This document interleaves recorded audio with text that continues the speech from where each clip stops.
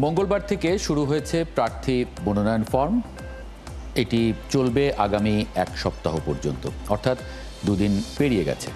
আজকে আমরা ডাকসু নির্বাচন নিয়ে কথা বলবো। সাথে আছেন ছাত্রদল কেন্দ্রীয় সংসদের সহ সভাপতি তৌহিদুর রহমান আওয়াল ও বাংলাদেশ গণতান্ত্রিক ছাত্র সংসদের সদস্য সচিব জাহিদ আহসান এবং বাংলাদেশ ছাত্র ইউনিয়নের ঢাকা বিশ্ববিদ্যালয় সংসদের সাধারণ সম্পাদক মাইন আহমেদ। আপনাদের স্বাগত জানাচ্ছি সংবাদযোগে। জাহিদ আহসান, বাংলাদেশ গণতান্ত্রিক ছাত্র সংসদ ডাকসু নির্বাচন নিয়ে এখন পর্যন্ত কি ভাবছে? তাদের প্রস্তুতি এবং লেভেল প্লেইং ফিল্ড নিয়ে কোনো ধরনের অভিযোগ আছে কিনা? ধন্যবাদ একাত্তর টিভিকে। আমরা জুলাই গণঅভ্যুত্থান থেকে সৃষ্টি হওয়া একটি ছাত্র সংগঠন। আমরা আমাদের প্রতিষ্ঠার শুরু থেকে ডাকসু নির্বাচনের ব্যাপারে প্রশাসনের সঙ্গে জোরালো বার্গেনিং করে এসেছি। অবশেষে গত 29 জুলাই তফসিল ঘোষণা হয়েছে, আগামী 9 সেপ্টেম্বর নির্বাচন হওয়ার কথা আছে। আমরা আমাদের সাংগঠনিকভাবে আমরা মনে করি বিশ্ববিদ্যালয় ক্যাম্পাসে আমাদের জোরালো অবস্থান রয়েছে। আমাদের গণতান্ত্রিক ছাত্র সংসদের যারা নেতা, তাদের অধিকাংশই জুলাই গণঅভ্যুত্থানে আমাদের নেতা ছিলেন। একই সঙ্গে আমরা গত 1 বছর বিশ্ববিদ্যালয়ের কল্যাণে গণঅভ্যুত্থানের আকাঙ্ক্ষা অনুযায়ী একটা বিশ্ববিদ্যালয় যেভাবে করতে পারে সেই লক্ষ্যে কাজ করেছি। সেই হিসেবে আমরা মনে করি যে আমাদের প্রস্তুতি বেশ ভালো এবং সাংগঠনিকভাবে আমরা আগাচ্ছি। আমরা আমাদের পুরো প্যানেল নিয়ে বিজয়ী হওয়ার জন্য আশা করছি। লেভেল প্লেইং ফিল্ডের যে ব্যাপারটি, সেটি আমি একটু জোর দিয়ে বলতে চাই। বিশ্ববিদ্যালয়ে এখন যে অস্থির পরিবেশ বিরাজ করছে, গতকাল আমরা দেখেছি যে ছাত্রলীগের একজন অপরাধী যে বিগত সময়ে বিশ্ববিদ্যালয়ে অনেকগুলো নির্যাতনের সাথে অত্যাচারের সঙ্গে জড়িত, সেই ব্যক্তি মনোনয়ন ফর্ম তুলেছে এবং এখন অব্দি বিশ্ববিদ্যালয় কর্তৃপক্ষ সেই ফর্মটি বাতিল করেন এবং বিশ্ববিদ্যালয় কর্তৃপক্ষ এই ফর্ম অব্দি যে তার আশা এখনো বিশ্ববিদ্যালয়ের ছাত্রত্ব থাকা, এটি আমাদের জন্য একটি খুবই দুঃখজনক কথা। এবং এটি আমাদের একটা থিসিস স্টাডি যে বিশ্ববিদ্যালয়, ঢাকা বিশ্ববিদ্যালয়, আমি ঢাকা বিশ্ববিদ্যালয়ের কথাই বলছি, ঢাকা বিশ্ববিদ্যালয় গত 1 বছরে ছাত্রলীগের কিংবা আওয়ামী লীগ যে সকল টিচাররা গণহত্যার পক্ষে ছিল কিংবা বিগত দিনে ক্যাম্পাসে বিভিন্ন রকমের টর্চারের সঙ্গে জড়িত ছিল, তাদের কারোর কোনো বিচার করতে পারে। এটা আমাদের জন্য বেশি দুঃখজনক। যদি বিচার করতে পারতো তাহলে যেই ব্যক্তি গতকাল ফর্ম তুলেছে জুলিয়াস সিয়ার তালুকদার, সে স্পষ্টত এসএম হলে কয়েকটি ছাত্র নির্যাতনের সঙ্গে জড়িত এবং 2019 সালে তৎকালীন ডাকসুর ভিপি সমাজসেবা সম্পাদক আক্তার হোসেন, শামসুর রহমানের ভিপি তাসলিমা আফরোজ সহ আরো অনেকজন নারী সহ অ্যাক্টিভিস্টদেরকে এসএম হলে হামলা করা হয়। সেই হামলা শুনেছি জড়িত ছিল। এই যে এতগুলো ক্রিমিনাল অফেন্স থাকার পরে বিশ্ববিদ্যালয়ের ছাত্রত্ব আছে, ইভেন সে বিশ্ববিদ্যালয় ডাকসুতে এপি পদে প্রার্থী হওয়ার সাহস দেখাচ্ছে, এটি আমাদের জন্য বেশি দুঃখজনক। সুতরাং যদি বিশ্ববিদ্যালয় কর্তৃপক্ষ এইরকম সুযোগ জুলিয়াস সিজার সহ আরো অনেকে দিয়ে থাকে, তাহলে আমরা এই ফিল্ডটাকে মোটেই লেভেল প্লেইং ফিল্ড করতে চাই না। আমরা মনে করতে চাই বিশ্ববিদ্যালয় গণঅভ্যুত্থানের যে আকাঙ্ক্ষা, গণঅভ্যুত্থানের যে স্পিরিট নিয়ে এই প্রশাসন দায়িত্ব নিয়েছিল, তারা সেই স্পিরিট কিংবা আকাঙ্ক্ষা থেকে দূরে সরে গেছে এবং এইটি আমাদের জন্য শুধু ডাকসু না, শুধু ডাকসুকে কেন্দ্র করে এই কথাটা যদি এরকম করে ছাত্রলীগ কিংবা ছাত্রলীগরা ব্যাক করতে থাকে, তাহলে এটা আমাদের জন্য খুবই দুঃখজনক বিষয় হবে। এটি আমাদের জন্য খুব মুশকিলের ব্যাপার হবে। একই সঙ্গে আপনারা দেখেছেন যে গত শুক্রবার রাতে বিশ্ববিদ্যালয়ে একটা অস্থির অবস্থা সৃষ্টি হয়েছে। তার প্রেক্ষিতে তার একদিন পরে আমরা সকল ছাত্র সংগঠন প্রশাসনের সঙ্গে বসেছি। সেখানে আলোচনা খুব ডিসেন্সিভ করে আলোচনা হয়নি। আমরা আশা করবো যে বিশ্ববিদ্যালয় প্রশাসন আবারও ছাত্র সংগঠনগুলোর সঙ্গে বসবে, বসে বিশ্ববিদ্যালয়ের রাজনৈতিক পরিবেশ কিভাবে স্থিতিশীল করা যায় সে ব্যাপারে পদক্ষেপ দিবেন এবং বিশ্ববিদ্যালয়ের রাজনৈতিক যে সকল সমস্যা আছে, যে সকল সমস্যাগুলো সেদিনও এখানে একজন আছেন ছাত্ররা মাইন্ড আছে, মাইন্ড যে সেই মিটিং ছিলেন। তো আমরা যে সকল ক্রাইসিসের কথা বলেছি, যে সকল ক্রাইসিস কিভাবে মোকাবেলা করা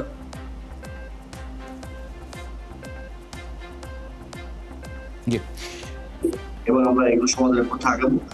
এই বিশ্ববিদ্যালয় পরিবেশকে নিশ্চয়ই স্থিতিশীল করতে হবে। অস্থিতিশীল পরিবেশে ডাকসু কতটা সম্ভব হবে আমরা জানি না। আমরা যে কোনো মূল্যে বিশ্ববিদ্যালয়ে ডাকসু চাই এবং শুধু এই বছর না, প্রত্যেক বছর ডাকসু হতে হবে। ডাকসুকে বিশ্ববিদ্যালয়ের ক্যালেন্ডারে অন্তর্ভুক্ত করতে হবে এবং সেটার জন্য বিশ্ববিদ্যালয়ের যে ভোলাটাইল অবস্থা পলিটিক্যাল, সেটাকে নিশ্চয়ই নিরসন করতে হবে। আমরা এই ব্যাপারগুলোকে কনসিডারে রাখছি। Thank you. মাইন আহমেদ, বাংলাদেশ ছাত্র ইউনিয়নের প্রস্তুতি এবং প্রত্যাশা কি? এবং একই প্রশ্ন যদি আপনাকে করি যে সব সবাই সমান সুযোগ পাচ্ছে কিনা, সব প্রার্থী বা পরিবেশ, আইনশৃঙ্খলা বা ইত্যাদি যে আশঙ্কাগুলোর কথা আমরা নানান গণমাধ্যম সূত্রে জেনেছি, আপনাদের রাজনৈতিক যে সংগঠনগুলো তাদের পক্ষ থেকেও আমরা মানে বিভিন্ন সময়ে জেনেছি। সেই জায়গায় মাইনা আহমেদ। আপনাকে ধন্যবাদ এবং সহ আলোচকদের শুভেচ্ছা। যে প্রশ্নটি আপনি পরে করলেন যে সবাই সমান সুযোগ পাচ্ছে না, ওই প্রশ্নটিতে একটু আগে আসি। এখনো তো নির্বাচনের আসলে অফিসিয়াল প্রচার কার্যক্রম সেটা কোনো প্যানেলীয় ভাবে শুরু করে নাই, এটা অনলাইন পর্যন্ত সীমাবদ্ধ। তবে এখানে আপনার ফিজিক্যালি যদি বলি, হলগুলাতে গণঅভ্যুত্থানের পরে নানান নামে প্রত্যেকটা হলে বিভিন্ন ধরনের কমিটি হয়েছে। এখন একটা সংগঠন যারা প্রথমে যাদের নেতারা লেজুর ভিত্তিক ছাত্র রাজনীতির বিরুদ্ধে ছিল বা ছাত্র রাজনীতির এজ আ হোল বিরুদ্ধে ছিল, ছাত্র শিবিরের নেতারা, আপনারা জানেন যে তাদের ঢাকা বিশ্ববিদ্যালয়ের ছাত্র আন্দোলন বিষয়ক সম্পাদক, তিনি মূলত ছাত্র আন্দোলন নিষিদ্ধ বিষয়ক সম্পাদকের ভূমিকা পালন করেছিলেন ছাত্র রাজনীতি নিষিদ্ধের প্রোগ্রামগুলোতে অংশগ্রহণ করে। পরবর্তীতে তিনি আত্মপ্রকাশ করেন। তো দেখা গেল যে গণঅভ্যুত্থানের পরে হলগুলোতে ফর্মালি ইনফর্মালি নানান প্রসেসে কিছু কমিটি হয়েছে, শিক্ষার্থী প্রতিনিধি নির্বাচিত হয়েছে, তারপর আপনার শৃঙ্খলা কমিটি হয়েছে। এখন সেই কমিটিগুলোতে তারা তাদের লোক ঢুকাইছে, হ্যাঁ, এবং পরবর্তীতে তারা রাজনীতি করছেন যে ছাত্র রাজনীতি নিষিদ্ধ করতে হবে, হলে রাজনীতি নিষিদ্ধ করতে হবে। এখন এই যে প্রশাসনের সাথে তারা একটা লিয়াজোর একটা মাধ্যম তৈরি করেছে নানান নামে, নানান ফর্মে, নানান কমিটির মাধ্যমে, এটা অবশ্যই হলে অন্যদের স্পেসকে খর্ব করে। এখন এখানে আরেকটা বিষয় আমি আপনাকে বলে দিই, যেই মুহূর্তে তারা এই ধরনের কাজগুলো করছিল, হলে নিজেদের স্টেক বৃদ্ধি করার চেষ্টা করছিল, সেই একই টাইমে অন্যান্য ছাত্র সংগঠনের নেতাকর্মীরা বিভিন্নভাবে তাদের আক্রমণের শিকার হয়েছে। আপনি জানেন কিনা আমি জানি না, বিপ্লবী ছাত্র মৈত্রীর সাধারণ সম্পাদক জাবির আহমেদ জুবেলকে গণঅভ্যুত্থানের পর হয়তো এক সপ্তাহের মধ্যে একটা ভয়াবহ ধর্মীয় উস্কানির মাধ্যমে হল থেকে বের করে দেওয়া হয়। একই দিনে তৎকালীন ছাত্র দলের একটা কর্মী, আমার ছোট ভাই আতিক মোর্শেদ, সেও হল থেকে বের হয়ে যেতে বাধ্য হয়। কারণ এই ঘটনাগুলো হলে ঘটেছে এবং এগুলো আসলে এক প্রকার প্রশাসনের সজ্ঞানে কিংবা অজ্ঞানে তাদের আশকারাই এগুলো হয়েছে। আর অনলাইন মাধ্যমে প্রচারের, আপনি যেহেতু প্রশ্নটা করেছেন প্রচারের লেভেল প্লেইং ফিল্ড আছে কিনা, বিশ্ববিদ্যালয় প্রশাসন বিশ্ববিদ্যালয়ের একটা অনলাইন গ্রুপকে বৈধতা দিয়েছে। কিভাবে বৈধতা দিয়েছে? বিশ্ববিদ্যালয়ের ভিসি স্বয়ং ওই গ্রুপটায় আছেন। বিশ্ববিদ্যালয় প্রশাসন এই দুটি গ্রুপের সাথে মিটিং করেছেন, মিটিং করার মাধ্যমে তাদেরকে এক প্রকার ভ্যালিডিটি দিচ্ছে। কারণ এই গ্রুপগুলোতে কি হয়, এই গ্রুপগুলোতে মিস ইনফরমেশন, ডিসইনফরমেশন ক্যাম্পেইন হয় ক্রমাগতভাবে। সেটা ছাত্র দলের নেতাদের নামে হয়, বামপন্থীদের নামে সারাক্ষণ হয়, মেঘমল্লার বসুকে নিয়ে সারাক্ষণ অনলাইনে ক্যাম্পেইন হতে থাকে। এখন এই 2025 সালে এসে অনলাইন তো একটা গুরুত্বপূর্ণ স্পেস, ডিজিটাল স্পেস। এখন ডিজিটাল স্পেসেও আমরা বিশ্ববিদ্যালয় প্রশাসনকে বারবার বলে এসেছি যে আপনারা এখানে যে ডিসইনফরমেশন ক্যাম্পেইন গুলো হয় সেগুলো বন্ধ করেন। এখানে যেভাবে অন্যান্য দলের নেতাকর্মীদের নামে নারীদেরকে যেভাবে স্লাট শেম করা হয়, যেভাবে তাদেরকে হয়রানি করা হয়, এগুলো বন্ধের জন্য স্টেপ নেন। বিশ্ববিদ্যালয়ের নাম ব্যবহার করে, বিশ্ববিদ্যালয়ের লোগো ব্যবহার করে তো একটা গ্রুপ চলতে পারে না, কিন্তু বিশ্ববিদ্যালয় প্রশাসন কোনো স্টেপ নেয় নাই।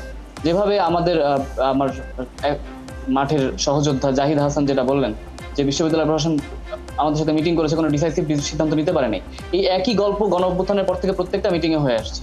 যে আমাদেরকে ডাকা হয়, ডেকে আমাদেরকে চা খাওয়ানো হয়, কেক খাওয়ানো হয়, আমাদের আলাপগুলো শোনা হয়, কিন্তু সেখানে কোনো ডিসিশন হয় না। এবং ওই মিটিং এ আমরা যে মতামতগুলো দিই, সেই মতামতগুলোর কোনো প্রতিফলনও পরবর্তীতে আমরা দেখতে পাই না।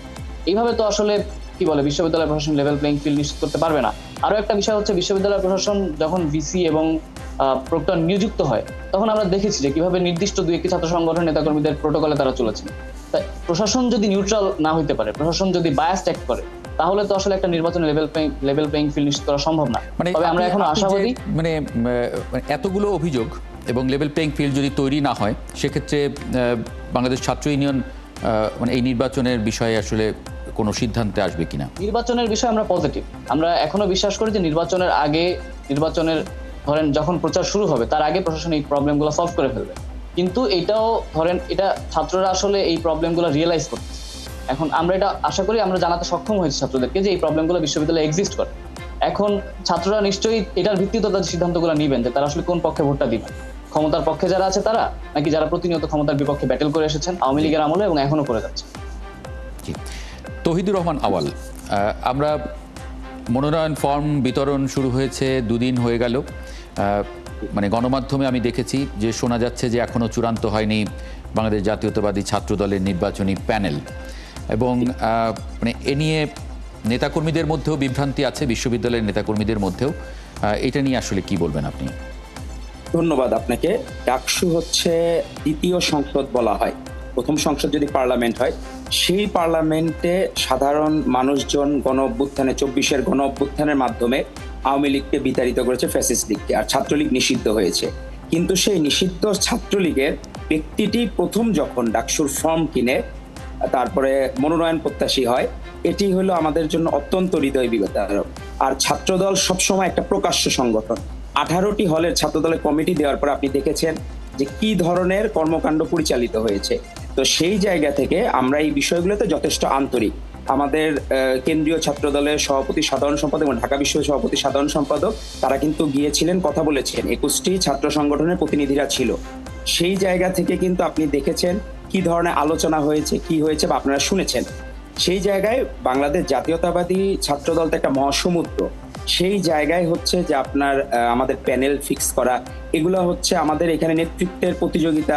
আমাদের মোটামুটি চেষ্টা করা হয় যে আমরা গণতান্ত্রিক উপায় করার জন্য। আমাদের ভারপ্রাপ্ত চেয়ারম্যান জনাব তারেক রহমান, উনি আমাদের সাংগঠনিক অভিভাবক। সেই জায়গা থেকে আমাদের প্যানেলটা আশা করি খুব দ্রুতই আমরা দিতে পারবো। কিন্তু আমরা যথেষ্ট সন্দিহান যখন এই SM হল ছাত্রলীগের যুগ্ম সম্পাদক যখন তার মানে সংগঠন নিষিদ্ধ ছাত্রলীগ বাংলাদেশ থেকে মানে নিষিদ্ধ হয়ে গেছে বা বয়কট দিয়ে দিয়েছে মানুষজন, সেই জায়গায় তখন যারা আর আবার ফেরত আসে, সেটি আমাদের জন্য বিব্রতকর অত্যন্ত। যে প্রথমেই কলঙ্কিত অধ্যায়ের মাধ্যমে এটা শুরু হইলো এবং কেন এই জাস্টিফিকেশনগুলো হইলো না শুরুতে, কেন যখন ভোটার তালিকা প্রস্তুত করা হইলো কারা কারা ছাত্রলীগে ছিল, এই জায়গাটা সর্ট আউট করা খুব একটা কঠিন কাজ না। তো সে সময় যদি এই সর্ট আউট গুলা করা হইতো তাহলে আর এত তাড়াহুড়া করতে গেলে আমার মনে হয়েছে যে 9ই সেপ্টেম্বর অবশ্যই এটি আমরা স্বাগত জানিয়েছি এবং আমরা সেটি চাই যে সুন্দর নির্বাচন হোক। কিন্তু যখন আপনি তাড়াহুড়া করতে যে যখন নিষিদ্ধ ছাত্রলীগের বা তাদের দোসররা চলে আসবে, সেটি অত্যন্ত দুঃখজনক হবে।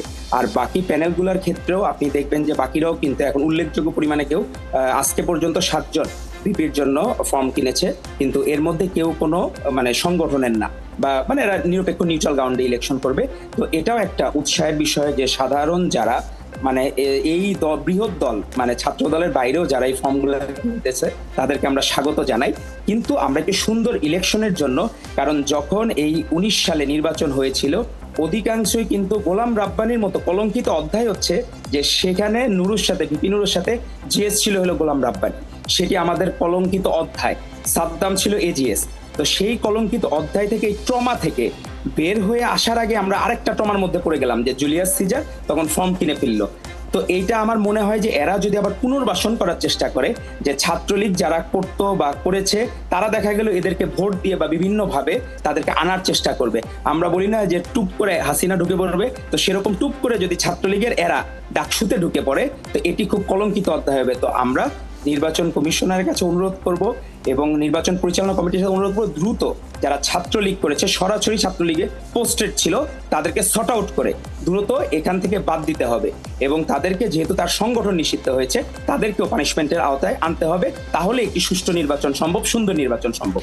মানে ডাকসু নির্বাচন নিয়ে ছাত্র দল একটু অমনোযোগী এরকম শোনা যাচ্ছে, অভিযোগ আছে। ছাত্রদল কখনোই অমনোযোগী না, কারণ ছাত্রদল 90-এর যে ঐতিহাসিক, আপনি ডাকসুর 52 ভাষা আন্দোলন, পরবর্তী 62 শিক্ষা আন্দোলন, 69-এর গণ অভ্যুত্থান, 71-এর মুক্তিযুদ্ধ, পরবর্তী সময়ে লাস্টে আমাদের ভাইটাল ইভেন্ট ছিল 2টা, 90-এর গণ অভ্যুত্থান, 24-এর গণ অভ্যুত্থান।